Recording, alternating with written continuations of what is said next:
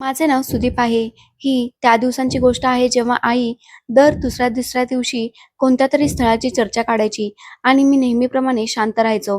बहिणी नवीन नावे आणि कुटुंब घेऊन यायच्या, फोटो आणायच्या आणि परत यायच्या. कधी एका कप चहासोबत, तर कधी कोणाचे कौतुक व्हायचे, तर कधी कोणाच्या नाकावर किंवा चेहऱ्याच्या ठेवणीवर आक्षेप घेतला जायचा. माझ्यासाठी हे सर्व काही एकसारखेच झाले होते. एक दिवस मी ऑफिसमधून परत येत होतो, तेव्हा बाबांचा फोन आला. ते साधारणपणे गरजेपुरताच मला फोन करायचे. त्यामुळे नंबर पाहूनच मनात एक अजाणते ओझे यायचे. त्यांनी फोन रिसीव्ह करत म्हटले, की "बेटा, रितेश काकांचे निधन झाले आहे." त्यांच्या आवाजात ती पोकळी होती, जी फक्त आपले कुणीतरी गेल्यानंतर असते. मी दचकून विचारले, "कोणते रितेश काका?" जरी नाव ऐकताच मला समजले होते, की माझ्या बाबांच्या गावचे बालपणीचे मित्र. लहानपणापासूनच माझ्या बाबांचे रितेश काकांसोबत खूप चांगले संबंध होते. ते दोघे एकत्र वाढले होते. आपल्या आयुष्यातील बहुतांश काळ त्यांनी एकत्रच घालवला होता. रितेश काका जे माझ्या बाबांच्या गावात राहायचे. त्यांची पत्नी होती संजना काकू आणि त्यांची एक मुलगी होती पूजा. बाबांनी फोनवर सांगितले, की "बेटा, आपल्याला त्यांच्या अंत्यसंस्काराला जावे लागेल. तुझ्या आई आणि संजना वहिनींचे संबंध बिघडल्यामुळे मी त्या लोकांपासून दूर तर झालोच आहे, पण माझ्या मित्राच्या शेवटच्या वेळी नक्कीच पाहू इच्छितो." मी म्हणालो, की "ठीक आहे बाबा, तुम्ही स्वतःला सावरून घ्या. मला माहीत आहे की तुमच्या मनावर काय बेतत असेल." बाबा म्हणाले, की "बेटा, मी जात आहे. तू सोबत येशील का?" मी उत्तर दिले, की "हो बाबा." मी जसं ऑफिसमधून घरी आलो तेव्हा याबद्दल मी आईला सांगितले, तर तिच्या कपाळावर आट्या पडल्या. ती म्हणाली, की "तू गावात जाऊन काय करशील?" मी म्हणालो, "आई, रितेश काका बाबांचे खूप पक्के मित्र होते. बाबा तर फॅक्टरीतूनच गावासाठी निघाले आणि त्यांनी मलाही सोबत चलण्यास सांगितले होते, पण मी आत येईन." आई म्हणू लागली, की "तुला तिथे जाण्याची कोणतीच गरज नाही. ते तुझ्या बाबांचे मित्र होते, तुझे नाही. आणि तुला माहीत आहे, की आयुष्यभर तिच्या आईने माझा किती अपमान केला आहे. अरे, जर ती शहरात राहणारी होती, तर गावात येऊन नेहमी आपल्या माहेरच्या लोकांचे कौतुक करत राहायची. रितेश भाऊसाहेबांचे काम चांगले होते. तुझ्या वडिलांचा व्यवसाय चांगला नव्हता, तर यावरून ती आम्हाला नेहमी कमी लेखण्यात कोणतीही कसर सोडत नसे. माझे तर त्या बाईसोबत कधी जमलेच नाही आणि तुझी इच्छा आहे, की आपण सर्वजण तिच्या अंत्यसंस्काराला जावे. मला तर तिचा तिरस्कार वाटतो. रितेश भाऊसाहेबांबद्दल तर एकदाची सहानुभूती आहेही, पण त्यांच्या पत्नीबद्दल अजिबात नाहीये. माझ्या मुली तिथे जाणार नाहीत आणि मी पण नाही." मी म्हणालो, "आई, तुम्हाला जायचे नसेल तर जाऊ नका, पण मला तर जाऊ दे.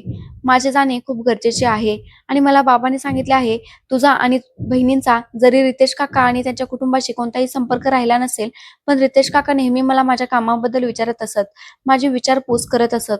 तुम्हा लोकांना आठवत असतं, संजना काकूंनी जे केले त्यांनी अहंकारात येऊन केले, पण आता खूप काळ लोटला आहे. ही गोष्ट अनेक वर्षांपूर्वीची होती. तुमचे त्यांच्याशी वैर आहे, तर याचा अर्थ असा नाही की आपण त्याच्या अंत्यसंस्कारालाही जाऊ नये." बस मी सांगून दिले, "मी तिथे जाणार नाही. माझी तब्येत ठीक नाहीये." मी तुझ्या बाबांना तर त्यांचे मन राखण्यासाठी सांगून दिले होते, "मी सुदीप सोबत येईन." पण माझा तसा कोणताही विचार नाहीये. तिथे जाईन तर त्या बाईचा चेहरा पाहावा लागेल आणि मला तिचा सक्त तिरस्कार आहे. मी तर म्हणते की तू पण जाऊ नकोस." मी म्हणालो, "नाही आई, तुम्हाला लोकांना यायचं नसेल तर जाऊ नका, पण माझे जाणे खूप गरजेचे आहे." आई म्हणाली, की "ठीक आहे. मी यापुढे काहीच सांगू शकत नाही. जा खुशालपणे." मी शांतपणे माझे सामान पॅक करायला सुरुवात केली होती. शहरातून गावाचा प्रवास आजही लांब वाटतो. रस्ते चांगले झाले होते, पण वाटेत येणारी शांतता अजूनही तशीच्या तशीच होती. हा निर्णय चुकीचा होता. मी हे शब्द पहिल्यांदाच ऐकले नव्हते. किंबहुना हे प्रत्येक वेळी माझ्या कानात घुमत राहायचे. जेव्हा लहानपणी आपण सर्वजण एकत्र मोठ्या वाड्यात राहायचो, तेव्हा माझे काका, त्यांचे कुटुंब आणि माझे आजोबा आमच्या वाड्यात कोणताही कार्यक्रम असला, की आपण रितेश काकांच्या कुटुंबाला नक्की बोलवायचो आणि रितेश काकांच्या घरी जे काही असायचे ते आपल्यालाही नक्की आमंत्रित करायचे. रितेश काकांची पत्नी संजना काकू शहरात राहणाऱ्या होत्या. आता मित्र एकमेकांच्या घरी येत जात राहायचे, तर मित्रांच्या पत्नींचाही एकमेकांशी सामना व्हायचा. माझी आई तर गावातच वाढलेली होती आणि संजना काकू शहरातल्या.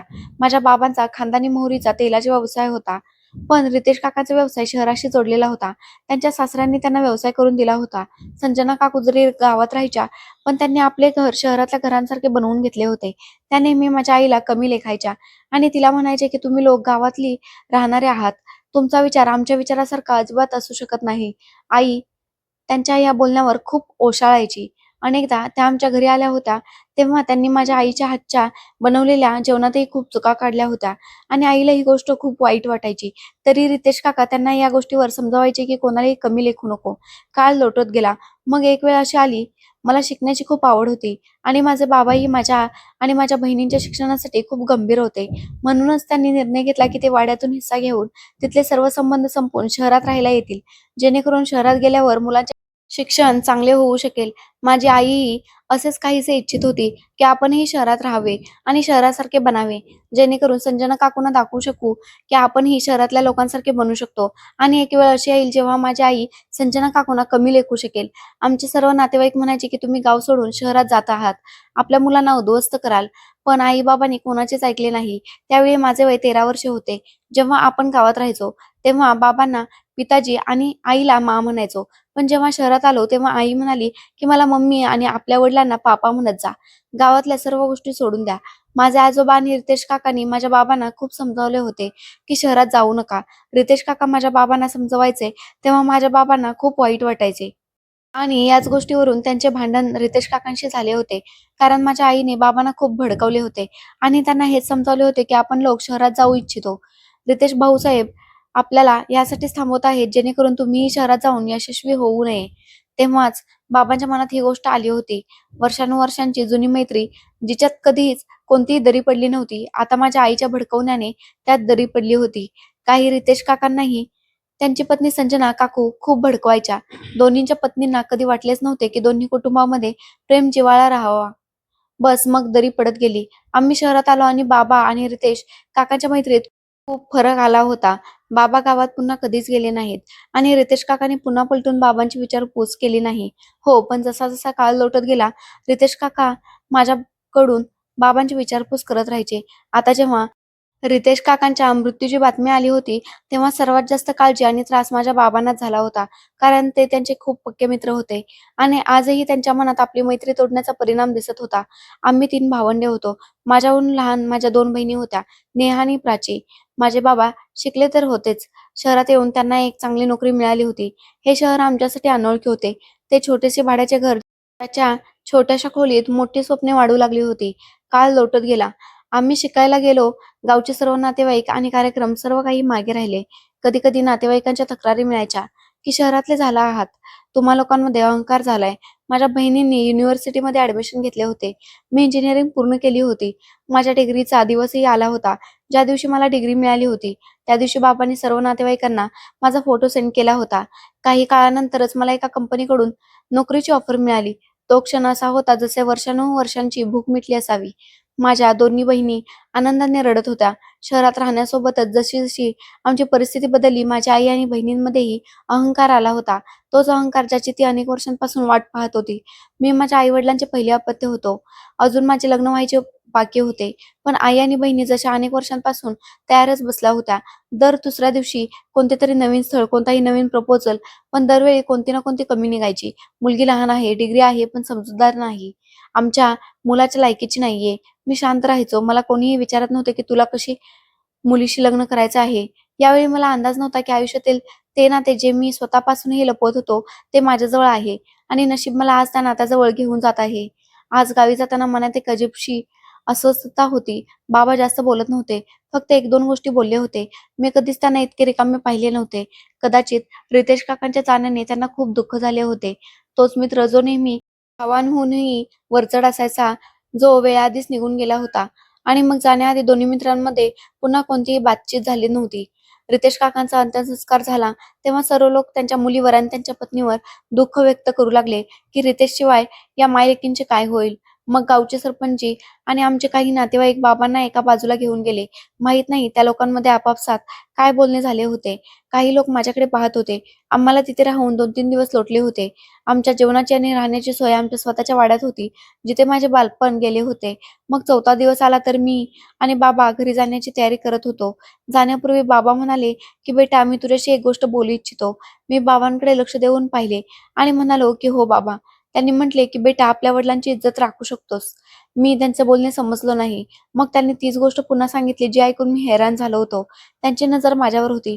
बाबा म्हणाले, की "बेटा, गावचे सर्व लोक माझी आणि रितेशची मैत्री चांगल्या प्रकारे जाणतात. शहरात गेल्यामुळे मी स्वतःच माझ्या मित्रापासून दूर झालो होतो. पण त्याच्या मरणाने मला खूप दुःख झाले आहे. मी त्याच्यासाठी शेवटच्या वेळी काहीही करू शकलो नाही.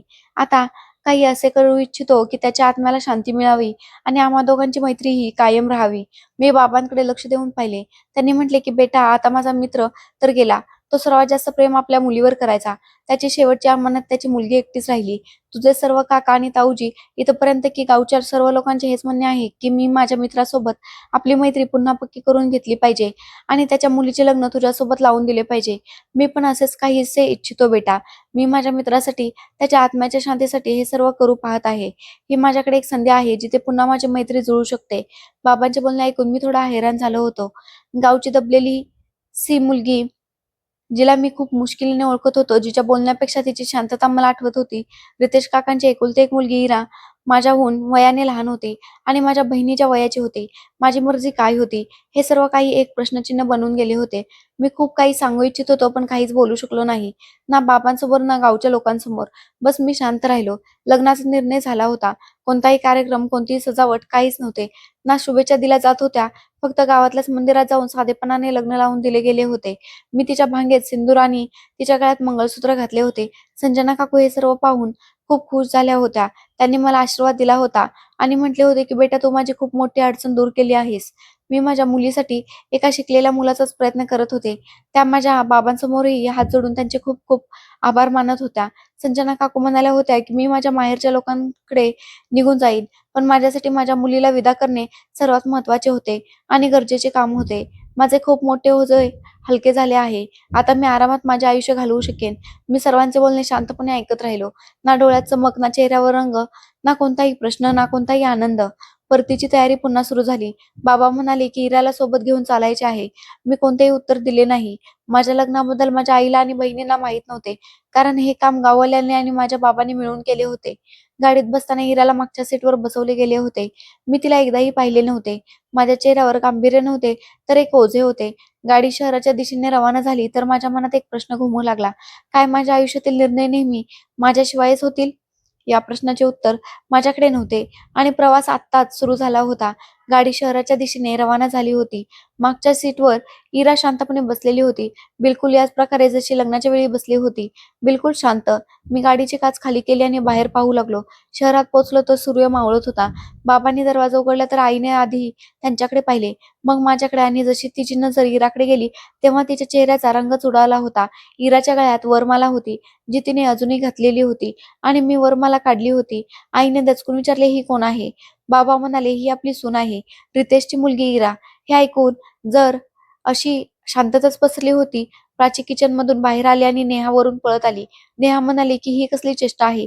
तिचा आवाज खूप मोठा होता. नेहा रागाने म्हणाली की आई, तुम्हाला याबद्दल माहित होते का? आईने स्वतःला सावरले. मग बाबांकडे वळून म्हणू लागली, हा निर्णय कसा घेतला तुम्ही लोकांनी माझ्यापासून लपवून? मला एवढे सुद्धा विचारले नाही तुम्ही? बाबांनी फक्त एवढेच म्हटले की माझ्या भावाहूनही वरचढ मित्राची मुलगी आहे. मी कधीच माझ्या भावांना इतकी मान्यता दिली नाही जितकी नेहमी रितेशला दिली होती. पण मी इथे येऊन थोडा स्वार्थी झालो होतो. पण आता मला माहित आहे की मला काय करायचे होते, म्हणून मी तेच केले जे यावेळी करणे योग्य होते. हिचा पिता या जगातून निघून गेला. संजना वहिनींना त्यांच्या माहेरचे लोक आपल्यासोबत घेऊन गेले. या मुलीचे आयुष्य खराब झाले असते. म्हणून गाववाल्यांनी मिळून हा निर्णय घेतला की मी रितेश सोबतची माझी मैत्री आणखी घट्ट करून घेतली पाहिजे. म्हणून मी हिला सून बनवून बनवले. आईने माझ्याकडे रोखून पाहिले आणि म्हणाली, तर बाबा म्हणाले की आज सुदीपची ही मर्जी होती. मला वाटले की जसे सर्वांच्या नजरा माझ्यावर खिळल्या आहेत. आई पुढे आली आणि म्हणू लागली की काय हे खरंय की तू या मुलीशी लग्न केलंस, गावच्या मुलीशी? हिची आई आपल्याला गाववाले म्हणायची ना? तर मग आता आपल्या गावच्या मुलीला तुझ्यासोबत कसं पाठवून दिलं? आणि तुम्हा लोकांमध्ये कुठून इतका समजूतदारपणा आला की तुम्ही हिच्याशी लग्न करून इथे घेऊन आला आहात? मी काहीच बोलू शकलो नाही. प्राचीने हसत म्हटले, का शांत आहेस? आता जर आयुष्यभर तुला शांतच राहायचे आहे. बाबांनी कठोरपणे म्हटले की बस, हा निर्णय झाला आहे. या घरची सून आहे. हिला तीच इज्जत मिळेल जी या घरच्या मुलींना दिली जाते. आईला तर खूप राग येत होता आणि ती आत निघून गेली. बाहेर हॉलमध्ये आम्ही फक्त 3च लोक राहिलो होतो. मी, बाबा आणि इरा दरवाजाजवळ उभी होती. बाबा म्हणाले की बेटा, हिला तुझ्या खोलीत घेऊन जा. माझ्या पायात जसे वजनच आले असावे. मी इराकडे पाहिले नाही. बस मागे वळून तिला माझ्या खोलीकडे पुढे केले. ती बाबांच्या मागे मागे चालू लागली होती. शांतपणे खोलीत शिरून बेडवर बसलो होतो. आपल्या दरवाजाजवळ उभी राहिली. मी कोणतीही गोष्ट केली नाही, कोणतीही नजर टाकली नाही. फक्त मनात एक उलझन होती की हे सर्व माझ्या आयुष्याचा भाग कसे बनले. थोड्या वेळानंतर बाबा खोलीत आले. इरा त्यांच्या मागे उभी होती. त्यांनी म्हटले की बेटा, मी तुला सांगितले होते की हिला स्वतः घेऊन जा. त्यांच्या शब्दात निराशा होती. मी शांत राहिलो. बाबांनी इराकडे इशारा केला आणि म्हटले की ही पत्नी आहे तुझी आता. हिला इज्जतीने ठेव. पण मी त्यांना कोणतेही उत्तर दिले नाही. बाबा निघून गेले. इरा तिथेच दरवाजाजवळ उभी राहिली. मी मोबाईल उचलला, जसे तिच्या अस्तित्वाशी माझे कोणतेही नातेच नसावे. कधी व्हॉट्सअप, कधी इंस्टाग्राम, बस बोटे चालत राहिली आणि डोकं रिकामं राहिलं. इरा हळू सोफ्यावर आली, माझ्या जवळ आली, पण बसण्याआधी तिने माझ्याकडे पाहिले. मी एक नजर तिच्याकडे पाहिली आणि सौम्यता दाखवली नाही. ती हळूच बसली. दरवाजावर थाप पडली तर प्राची आत आली आणि इराला पाहताच तिने चेहरा फिरवला. ती म्हणाली, दादा तुला आई बोलवते. मी उठलो, इराकडे वळल्याशिवाय बाहेर निघून गेलो. आईच्या खोलीत अंधार होता. ती रडत होती. मला पाहताच तिने आपल्या जवळ बोलावले. बस मी जवळ गेलो. तिने हात पकडून आपल्या डोक्यावर ठेवला आणि म्हणू लागले की वचन दे, या मुलीला तू कधीही पत्नी म्हणून स्वीकारणार नाहीस.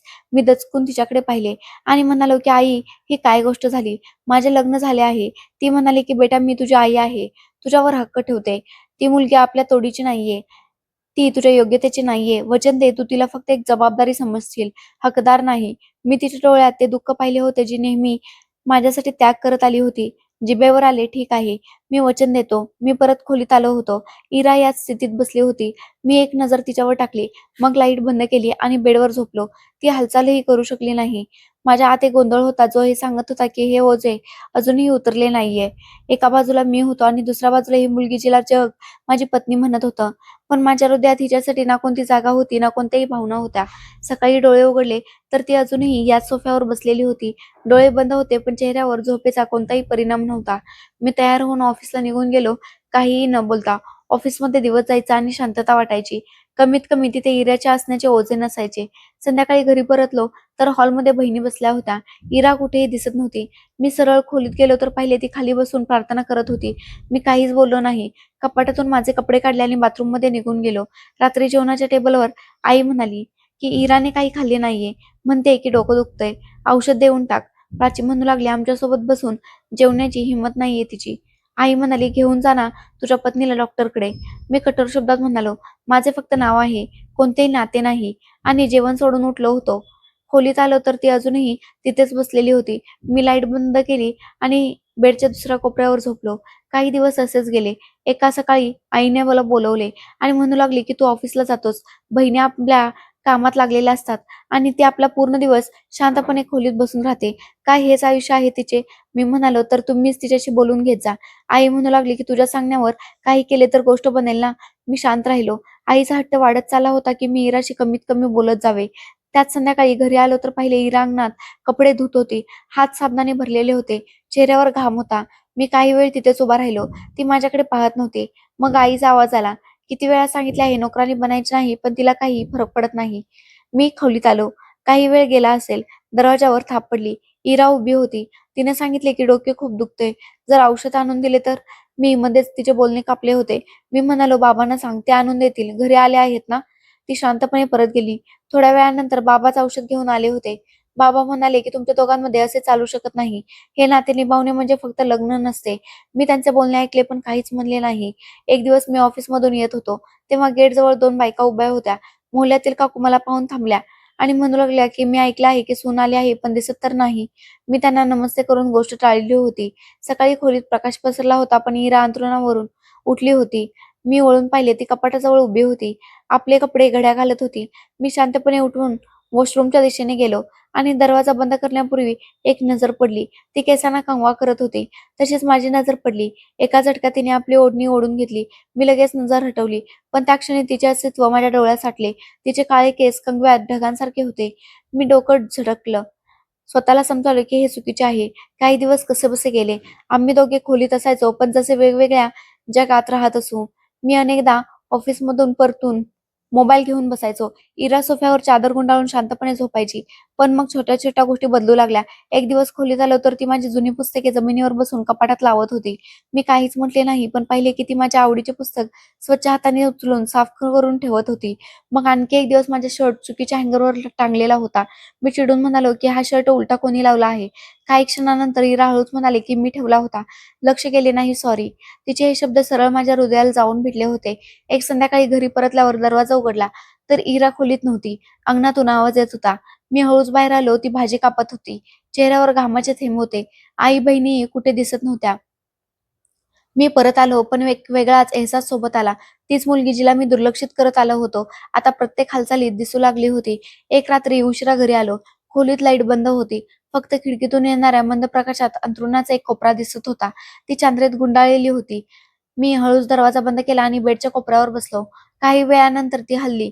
कदाचित तिला जाग आली होती. मी हळूच विचारले, "जागी आहेस का?" ती शांत राहिली. मग हलक्या आवाजात म्हणू लागली की "हो." मी म्हणालो, "तू नेहमी चादरीत का झोपून राहतेस?" ती हळूच म्हणाली की "मी इच्छित नाही की तुम्हाला त्रास व्हावा."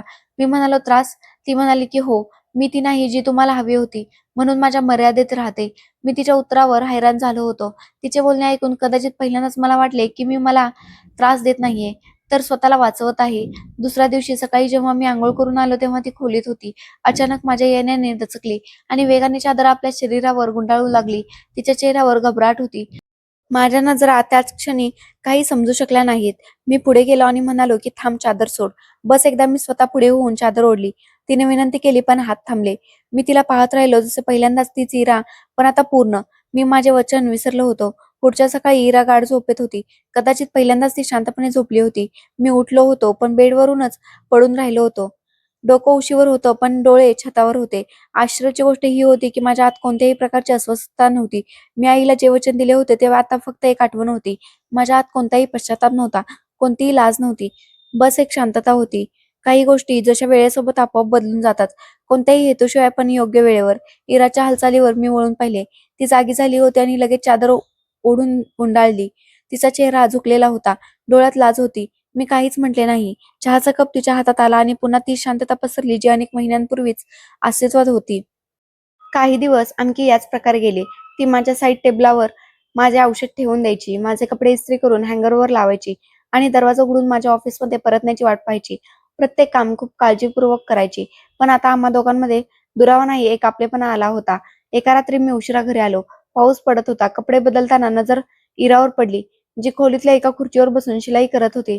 चेहऱ्यावर हलकेसे स्मित होते. शिलाई पूर्ण झाल्याचा आनंद होता की अजून काही मी जाणून घेण्याचा प्रयत्न करू शकलो नाही. मी म्हणालो की "अच्छा, काय शिवत आहेस?" तिने सांगितले की "तुमच्या शर्टचे एक बटन तुटलेले होते." मी शर्टकडे पाहिले. खरंच एक बटन गायब होते. ती म्हणाली की "तुम्ही मला आधी का नाही सांगितले? मी ते ठीक करून दिले असते." पण आता ठीक झाले आहे. तिच्या गोष्टी माझ्या मनात उतरल्या होत्या. मी त्या दिवशी पहिल्यांदाच मुद्दाम तिच्याजवळ बसण्याचा निर्णय घेतला होता. शर्ट हातात घेतला आणि बटनाकडे बारकाईने पाहिले. मी म्हणालो, "ठीक शिवले आहे." ती हसू लागली. हळूहळू आम्हा दोघांच्या आयुष्यात ती शांतता, जी कधी भिंत होती, आता बोलण्याचे साधन बनली होती. एक अशी बातचीत जी शब्दांशिवाय होती. इराच्या मनात कोणतीही मागणी नव्हती. ती फक्त उपस्थित होती. खोलीच्या भिंतींमध्ये जशी आवाज बदलली होती. प्रकाश कोमल वाटू लागला होता. मी आता जास्त वेळ घरीच घालवायचो. आई माझ्या या बदलाकडे लक्ष देऊ पाहत होती. एक दिवस नेहाने टोमणा मारण्याच्या अंदाजात म्हटले की "आता तर दादा नेहमी वेळेवर येतो. पत्नी जर चांगली सेवा करत असेल तर लवकर घरी येणारच ना?" मी तिला कोणतेही उत्तर दिले नाही, पण पाहिले की इराचा चेहरा एकदम कोमेजून गेला होता. तिने आपल्या नजरा खाली वळवल्या होत्या आणि गुपचूप किचनकडे निघून गेली. मी मागे मागे गेलो.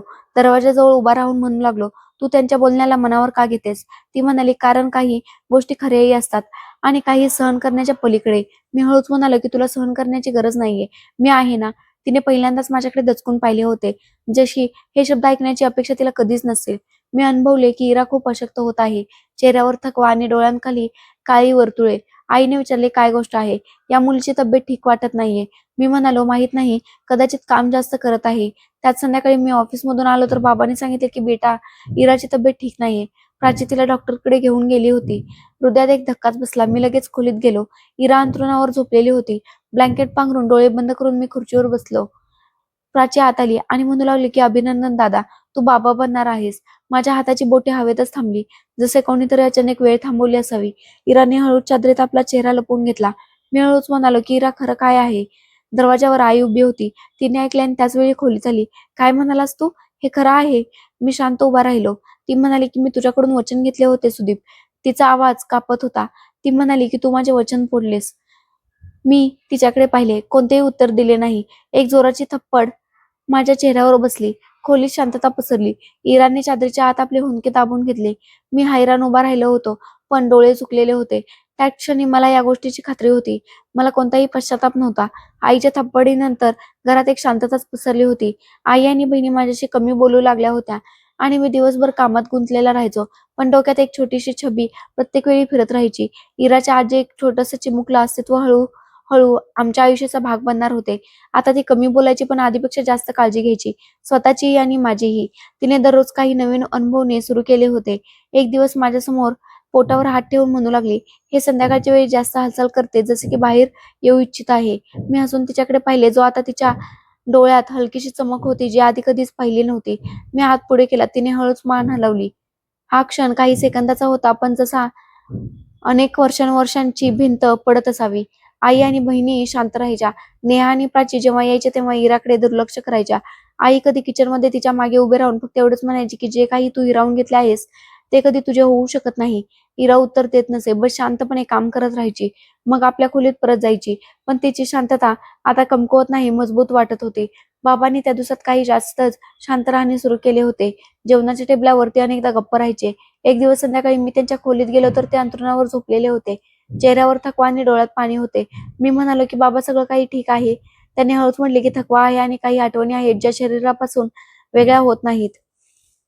मी त्यांचा हात धरून म्हणालो की डॉक्टरला दाखवू, उद्या तुम्हाला घेऊन जाईन. दुसऱ्या दिवशी हॉस्पिटलमध्ये घेऊन गेलो. रिपोर्ट्सने काही चांगले सांगितले नाही. डॉक्टरने सौम्य शब्दात सांगितले की हृदय कमकुवत आहे, काळजी घेण्याची गरज आहे आणि तणावापासून वाचवावे लागेल. घरी परत येऊन आईला सांगितले तर ती काही वेळ शांत राहिली. मग बस इतकेच म्हणाले की हे सर्व त्याच दिवसाचा परिणाम आहे जेव्हा तू इराला घेऊन आला होतास. मी काहीच म्हणालो नाही. काही दिवस गेले. एक दिवस संध्याकाळच्या वेळी इरा पायऱ्यांवरून खाली येताना अडखळली. ओरडण्याचा आवाज ऐकू आला. मी पळत खाली पोहोचलो तर ती जमिनीवर पडलेली होती. हात पोटावर ठेवलेला होता. चेहरा पिवळा आणि डोळ्यात वेदनेच्या सावल्या होत्या. मी ओरडून म्हणालो, गाडी काढा, लगेच हॉस्पिटलमध्ये जायचे आहे. बाबा आणि प्राची सोबत आले. हॉस्पिटलला पोहोचलो तर नर्सने लगेच इमर्जन्सीमध्ये दाखल केले. मी बाहेर बसून हतबलतेने दरवाजाकडे एकटक पाहत राहिलो. मग डॉक्टर बाहेर आले. चेहरा गंभीर होता आणि म्हणाले की आम्ही बाळाला वाचवू शकलो नाही. आम्हाला खेद आहे. हे ऐकून माझे भानच हरपले. मी खुर्चीवर कोसळलो. डोळ्यातील अश्रू लपवण्याचा प्रयत्नही नाही केला. इराला रूममध्ये शिफ्ट केले गेले होते. मी आत गेलो. ती शांतपणे झोपलेली होती. डोळे बंद आणि ओठांवर शांतता होती. मी तिच्या हातावर हात ठेवला. तिने हळूच डोळे उघडले आणि म्हणू लागले की आपले बाळ वाचू शकले नाही ना? तुम्हाला माहित आहे की मी प्रयत्न केला होता. इतके बोलून ती रडू लागले. मी घट्टपणे तिचा हात धरला. या घटनेनंतर आई काही दिवस तर शांत राहिली. कदाचित एका क्षणासाठीच का होईना तिलाही जाणीव झाली होती की इराने काही हिरावून घेतले नव्हते, फक्त सहन करायला शिकली होती. बाबांची तब्येत वेगाने बिघडू लागली. ते आता बहुतांश वेळा अंथरुणावरच असायचे. अनेकदा रात्री खोकल्याचा आवाज यायचा. मी त्यांच्या जवळ जाऊन बसायचो, पाणी द्यायचो, त्यांची पाठ थोपटायचो. एक रात्री त्यांनी मला जवळ बोलावले. खोलीत फक्त मंद प्रकाश होता. त्यांनी माझा हात पकडून म्हटले की सुदीप, माझे एक ऐकशील? मी म्हणालो, हो. त्यांनी म्हटले की इराला कधीच सोडू नकोस. ही मुलगी फक्त तुझी पत्नी नाही तर माझ्या मित्राची मुलगी आहे, जिच्या आत्ताचा जीव अडकलेला होता. ही त्याची अमानत आहे. मी म्हणालो, बाबा, मी तुम्हाला वचन देतो, मी नेहमी इरासोबत राहीन. त्यांनी एक घुसासा टाकला आणि म्हटले की कदाचित वेळेने तुला दाखवून दिले आहे की ती काय आहे, तुझी खरी ताकद, तुझी खरी हिंमत. मी त्यांच्या हाताचे चुंबन घेतले आणि म्हणालो की तुम्ही काही काळजी करू नका, मी इराच्या सोबत आहे. काही दिवसानंतर त्यांची तब्येत इतकी बिघडली की हॉस्पिटलला घेऊन जावे लागले. पण वाटेतच त्यांचा श्वास थांबला होता. मी त्यांचा अंत्यसंस्कार केला. इरा दरवाजाजवळ उभी होती. तिचे डोळे सुजलेले होते. मी जवळ जाऊन म्हणालो की बाबा गेले, पण जे वचन मी त्यांना दिले आहे मी ते नेहमी लक्षात ठेवीन. इराने नजर वर करून माझ्याकडे पाहिले. पहिल्यांदाच तिच्या डोळ्यात एक पूर्ण विश्वास होता. बाबांच्या गेल्यानंतर घरात शांतताच पसरली होती, जी शब्दातून नाही, वागणुकीतून जाणवत होती. बाबांचे हसणे सर्वांना बांधून ठेवायचे. आता जेव्हा ते राहिले नव्हते तर आईच्या चेहऱ्यावर जुना हट्ट परत येऊ लागला होता आणि बहिणींच्या चुगल्या पुन्हा सुरू झाल्या होत्या. एका संध्याकाळी आईने मला तिच्या खोलीत बोलावले. ती सोफ्यावर बसलेली होती. डोळ्यात तीच ताकद होती जी मी वर्षानुवर्षे ओळखत आलो होतो. ती म्हणाली की तुझे वडील राहिले नाहीत, तू मोकळा आहेस. जी जबाबदारी त्यांच्या सांगण्यावरून तू घेतली होतीस, आता ती सोडून दे. इराला इज्जतीने तिच्या घरी सोडून ये. आम्ही काही म्हणणार नाही. मी तिच्याकडे पाहिले. काही वेळ शांत राहिलो. मग म्हणू लागलो की माझ्या बाबांना वचन दिले आहे की मी तिच्या सोबत राहीन. ती म्हणाली, आता प्रत्येक दिवस याच माझ्यासोबत ओझा सारखा असेल. मी म्हणाले, हे ओझं नाहीये. आता समजले आहे की ही माझ्या आयुष्याची शांतता आहे. ती शांत झाली, पण तिच्या शांततेत पराभव नव्हता, कोणती तरी प्लॅनिंग होती. प्राची आणि नेहाने आपले अंदाज बदलले होते. आता त्या इरासमोर गोड शब्दात बोलायच्या, पण एकटेपणात माझे कान भरू लागल्या होत्या की तू मुलगी तुला आपल्या कैदेत करत आहे. दादा, आता तर तुझी मर्यादा तीच खुली आहे. मित्रांशी मिळणे मिसळणेही कमी झाले आहे. असं काय आहे हिच्यात की तू हिच्याशिवाय एक दिवसही राहू शकत नाहीस? मी प्रत्येक गोष्टीवर शांत राहायचो, जसे प्रत्येक प्रश्नांचे उत्तर फक्त शांतताच आहे. इरासोबत राहायला मला आवडायचे. ती बदलू लागली होती. ती आता आईसाठी जेवणात त्यांच्या आवडीचे जेवण बनवू लागली होती. नेहाला कपड्यांच्या शिलाईमध्ये मदत करायची. हे सर्व काही माहित नाहीये का? मला एक प्लॅनिंग वाटायचे. पण हळूहळू हे सर्व साधारण होऊन गेले होते. काही आठवड्यानंतर नेहाचे लग्न ठरले. कुटुंब खूप खुश होते. पाहुणे येणे जाणे सुरू झाले होते. इरा अजूनही कामांमध्ये पुढे पुढे असायची. आईने जेव्हा तिला पाहुण्यांसमोर चहा सर्व करताना पाहिले तर आश्चर्याने फक्त एवढेच म्हटले की ही तर तुझ्याहूनही चांगली पद्धत घेऊन निघाली. नेहा, इतके कामे तर तुलाही येत नाहीत. नेहा म्हणाली, तुम्ही हार मानत आहात. आईने हसत म्हटले की कधी कधी युद्ध जिंकण्यापेक्षा चांगले असते की इज्जतीने संपवले जावे. नेहाचे लग्न थाटामाटात झाले. इराने सर्व तयारीत आनंदाने भाग घेतला होता. कपड्यांच्या तयारीपासून पाहुण्यांच्या आदरातिथ्यापर्यंत ती प्रत्येक ठिकाणी हजर होती. जसे की तिच्या स्वतःच्या बहिणीचे लग्न असावे. त्याच काळात प्राचीसाठी स्थळे येऊ लागली होती. एका ठिकाणी तिच्या लग्नाची बोलणी सुरू झाली होती. आईने आनंदाने होकार दिला होता. घरात आनंदाचे वातावरण परत येऊ लागले होते. एक दिवस आई किचन मध्ये बसली होती. इरा सूट घेऊन आली. आईने चेक करून म्हटले की बिलकुल तसाच बनवला आहे जसा मी आजारी असल्यावर माझी सासू बनवायची. इराने नजरा खाली घेतल्या. ती म्हणाली की तुम्हाला आवडेल हेच पुरेसं आहे. आईने काही क्षण तिच्याकडे लक्ष देऊन पाहिले. मग म्हणाले की बेटा, आता तुम्हाला वाईट वाटत नाहीस. हे शब्द खूप छोटे होते पण वर्षानुवर्षांची भिंत एका क्षणात पडली होती. थोड्या वेळानंतर मी घरी आलो तर आई म्हणाली की सुदीप, तू बरोबर सांगत होतास. प्रत्येक नाते वेळ मागतो आणि हे नाते आता मला चुकीचे वाटत नाही. मी इराकडे पाहिले, जी किचन मध्ये भांडी घासत होती. चेहरा घामाने भिजलेला होता आणि ओठांवर एक हसू होते. कदाचित ती सर्व काही ऐकून चुकी होती, जसे ती फक्त अनुभवत होती. प्राचीच्या लग्नानंतर घरात फक्त इरा आणि आईच राहिल्या होत्या. पण आता हे घर रिकामे वाटत नव्हते. मी एक दिवस इराला विचारले की तू कधी विचार केला होतास की सर्व तुला मानून घेतील? तिने हळूच म्हटले की नाही, पण कधी आशा सोडली नव्हती. मग मला जाणीव झाली की जी मुलगी कधी माझ्या आयुष्यात मजबुरी बनून आली होती ती आता माझ्या आयुष्याची सर्वात मोठी गरज बनली होती. हिवाळ्याच्या कोवळ्या उन्हात इरा अंगणात बसलेली होती. हातात लोकर आणि मांडीवर एक छोटासा पांढरा स्वेटर विणत होती. मी ऑफिसमधून परत आलो तर दरवाजाजवळ बसून ती काही वेळ पाहत राहिली. ती कदाचित मला अनुभव चुकी होती पण वळली नाही. ऊन तिच्या चेहऱ्यावर पडत होते आणि मग पापण्या झोकून सतत नजरेने विणत होती. मी पावले पुढे वळवली आणि म्हणालो, काय बनवत आहेस? तिने वळून माझ्याकडे पाहिले. मग हळूच हसली आणि म्हणू लागली, तुमच्या मुलीसाठी स्वेटर. मुलीसाठी हे शब्द तिच्या तोंडातून निघाले तर माझ्या अस्तित्वावर जशी एक कोमलताच पसरली होती. ती आता फक्त इरा राहिली नव्हती, आता ती एक आई बनणार होती. मी सोफ्यावर बसत म्हणालो की काय वाटते, कशी असेल? ती म्हणाली की अगदी तुमच्यासारखी असेल. मी हसू लागलो आणि म्हणाले की तुझ्यासारखी असली तर उत्तम आहे. त्या दिवसात आमच्या आयुष्यात स्थैर्य आले होते. एक असा सुकून जी आम्ही स्वतः बनवली होती. आई अनेकदा दिवसा इरासोबत गप्पा मारायची, तिच्या तब्येतीबद्दल विचारायची आणि तिला वेळेवर औषधाची आठवण करून द्यायची. मी समजत होतो की कदाचित आता तिने पूर्णपणे इराला स्वीकारले आहे. पण ही मूक लढाई फक्त अंदाजावर नाही तर सत्यावर अवलंबून होती. एक दिवस जेव्हा मी ऑफिसमधून घरी परतलो तेव्हा आई दरवाजावर होती. तिने म्हटले की बेटा, मला तुझ्याशी एक गोष्ट बोलायची आहे. मी म्हणालो की हो, बोल. तिने म्हटले की बेटा, इरा तुझ्यापासून नक्कीच काहीतरी लपवत आहे. मी दचकून तिच्याकडे पाहिले आणि म्हणालो की याचा काय अर्थ आहे? तिने म्हटले की बेटा, मी पाहिले होते. ती सकाळी अंगणात आली होती. तिच्या हातात मोबाईल होता. कोणाशी तरी लपून छपून बोलत होती. जेव्हा मी जवळ पोहोचले तर लगेच किचनकडे पळत गेली. मी म्हणालो, आई ती यावेळी प्रेग्नेंट आहे. तिला त्रास देऊ नकोस. ती म्हणाली की बेटा, मी तुझी आई आहे. काही चुकीचे विचार करत नाही. पण ज्याच्यावर विश्वास ठेवला ती लपून छपून गोष्ट करत आहे. हे तुला ठीक वाटते? मी शांत राहिलो. मनात एक अजीबसा संशय उतरला होता. पुढच्या दिवशी मी ऑफिसमधून लवकर घरी परत आलो. इरा खोलीत होती. मला पाहून दचकली. मी म्हणालो, तू कोणाला फोन केला होतास? आज मी थेट तिलाच प्रश्न विचारला होता. तिने डोकं वर काढलं आणि गोंधळलेल्या नजरेने माझ्याकडे पाहिलं. ती म्हणाली की हो, प्राची दीदीने फोन केला होता. तिची तब्येत खराब होती. मी म्हणालो, आईने तर सांगितले की तू लपून कोणाशी तरी बोलत होतीस. यावेळी ती शांत राहिली. मग हळूच म्हणू लागली की मी लपवत नव्हते. आई गेल्यावर फक्त किचनमध्ये गॅसवर काहीतरी जळत होते. पळून गॅस बंद करण्यासाठी गेले होते. तिचे शब्द ठाम होते. पण माझ्यात ती संशयाची रेष स्पष्ट दिसू लागली होती. आईच्या गोष्टी आता रोज साधारणशा बनल्या होत्या. कधी ती म्हणायची की ही पूर्ण दिवस खोलीत राहते, एसी लावून ठेवते, आपल्याला काही समजत नाही, कुठे बाहेर तर जात नाही. कधी बोलायची की कोणाशी तरी फोनवर बोलता बोलता हसत असते, माहित नाही कोणाच्या संपर्कात आहे. मी प्रत्येक वेळी ऐकून गप्प राहायचो. पण एक दिवस माझी सहनशक्ती संपली होती. संध्याकाळी घरी येताच खोलीत शिरलो. इरा बेडवर बसलेली होती. हातात मोबाईल होता. कोणाशी तरी बोलत होती. तिचा आवाज अचानक कमी झाला. तिने माझ्याकडे दचकून पाहिले आणि फोन बंद केला. म्हणू लागली की प्राची दीदीचा मेसेज आला होता. मी म्हणू लागले की खोटं बोलू नकोस. इरा, तुला कोणाच्या इज्जतीची पर्वा नाहीये.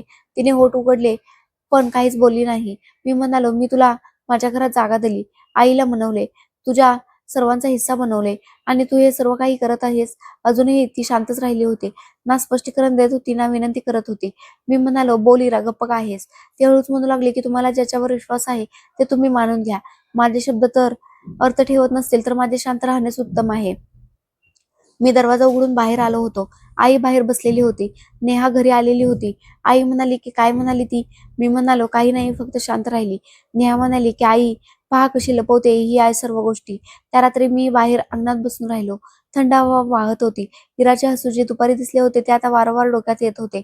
मी विचार करत होतो की काय तो फक्त देखावा होता की माझा गैरसमज होता. उत्तर माझ्याकडे नव्हते, पण इराची शांतता माझ्या हृदयाला आतून पुरत होती. मी खोलीत परत आलो. ती झोपली होती किंवा कदाचित झोपून जाण्याचे नाटक करत होती. मी तिच्याकडे पाहिल्याने पहिल्यांदाच अनुभवले की मऊ चेहऱ्यामागे सावल्या असू शकतात आणि जेव्हा संशयाची सावली एकदा पडली तर प्रकाश खूप दूर निघून जातो. अनेक दिवस गेले होते. इराच्या डोळ्यात शांतता, चेहऱ्यावर तोच सुकून आणि वागणुकीत कोणताही फरक आला नव्हता. पण माझ्या आत एक अंधाऱ्या गल्लीत सतत प्रश्न घुमत होते. आई जी दररोज एक नवीन गोष्ट ऐकवायची आणि मी रोज नवीन संशयाच्या नजरेने तिला पाहू लागलो होतो. एक दिवस संध्याकाळी ऑफिसमधून परतल्यावर लगेच आईने दरवाजावर मला थांबवले आणि म्हणू लागले की आज पूर्ण दुपारी बाहेर गेली होती. म्हणत होती की औषध आणायला जात आहे. पण माझ्या पाठवलेल्या मुलाने सांगितले ती कोणत्याही मेडिकल किंवा डॉक्टरकडे गेली नाही.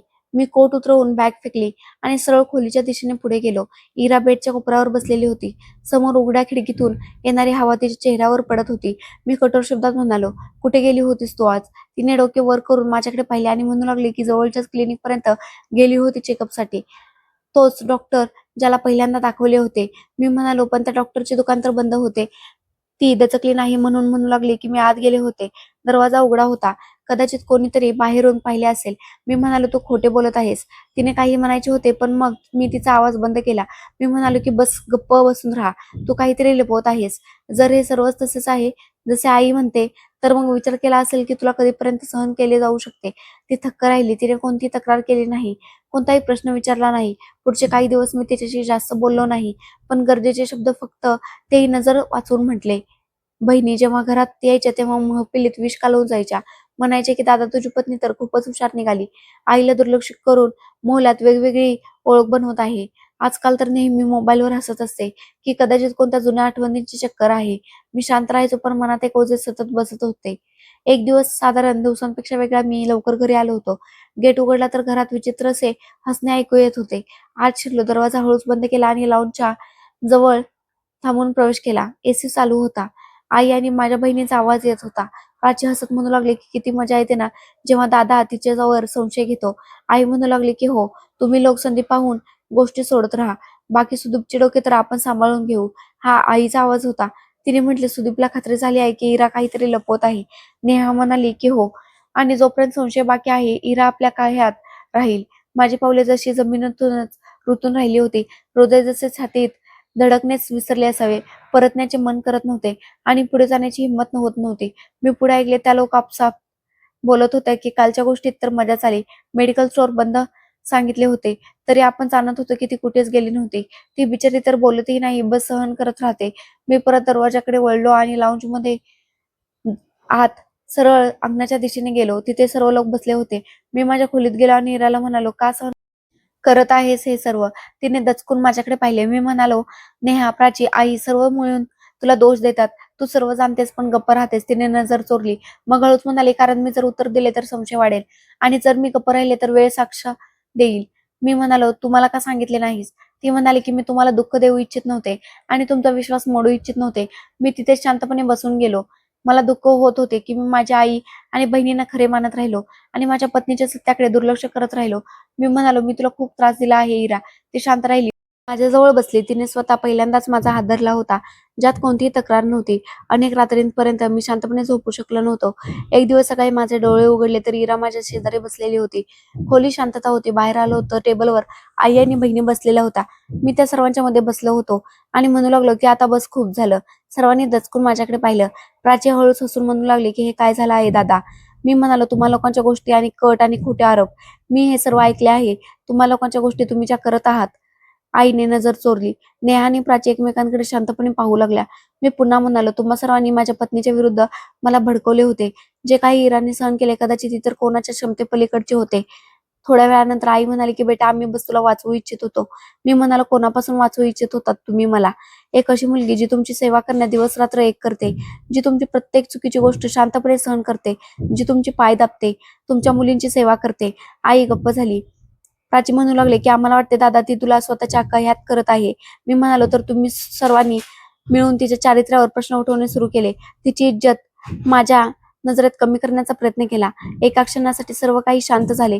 मी म्हणालो आता तुम्हा सर्वांना सामना करावा लागेल. आता आणि याच वेळी इरा किचनमध्ये नाश्ता बनवत होती. मी गेलो आणि तिचा हात पकडून बाहेर घेऊन आलो. ती घाबरली की काय झाले. मी म्हणालो की बस गप राहा. मी सर्वांकडे पाहिले आणि म्हणू लागलो की जे काही म्हणत आला आहात आज हिच्या समोर बोला. आईने काही वेळ इराकडे पाहिले, मग नजर चुकवून ती म्हणू लागली की मुली मला माफ कर. मी चुकीचे होते. मी इच्छित होते की तुझ्या आईच्या अपमानाचा बदला मी तुझ्याकडून घ्यावा. तुला कधी या घरात टिकून न द्यावे. तू कधी कोणती तक्रार केली नाहीस, तरीही मी प्रत्येक दिवशी तुला या घरातून काढण्याचे रस्ते शोधू लागले. प्राची आणि नेहाने म्हटले की हो वहिनी आम्हाला माफ कर, आम्ही आईसोबत होतो. इरा शांत उभी राहिली. मी हळूच तिचा हात पकडला आणि म्हणालो आता जर कोणी माझ्या पत्नीबद्दल काही म्हटले तर चांगले होणार नाही. तुम्ही लोक असे समजू नका की माझी पत्नी एकटी आहे. मी नेहमी तिच्यासोबत आहे. तिने माझ्याकडे आश्चर्याने पाहिले. तिच्या डोळ्यात अश्रू होते. ती म्हणाली नाही सुदीप, मी तुमच्याबद्दल कोणतीही तक्रार करत नाही. मी फक्त एवढे सांगू इच्छिते की नाते निभावण्यात वेळ लागतो, पण निभावता निभावता संयम येऊनच जातो. आई हळूहळू इराजवळ आली आणि तिला मिठी मारली. म्हणू लागली की मुली मला माफ कर. उशीर झालाय पण मनापासून स्वीकारते तुला. तू माझी सून नाही तर मुलगी आहेस. नेहा आणि प्राची चालत तिथे आल्या होत्या आणि त्या दोघींनी आपल्या वहिनीला मिठी मारली, जसे त्या तिच्या बहिणी असाव्यात. काही काळानंतर माझ्या पत्नीने मुलीला जन्म दिला. मुलीच्या येण्याने घरातील वातावरण खूप आनंदी होते. आता माझी पत्नी, बहीण आणि आईमध्ये कोणतेही भांडण नव्हते. सर्व लोक आनंदाने प्रत्येक कामात हिरिरीने भाग घेतात आणि एकमेकांची खूप काळजी घेतात. मित्रांनो, आशा करते तुम्हाला आमची कथा नक्की आवडली असेल. कथा आवडली असेल तर व्हिडिओला लाईक करा. चॅनेलवर नवीन असाल तर चॅनेलला सबस्क्राईब करा आणि हो, नोटिफिकेशन बेल नक्की दाबा, जेणेकरून पुढील अपडेट सर्वात आधी तुम्हाला मिळेल.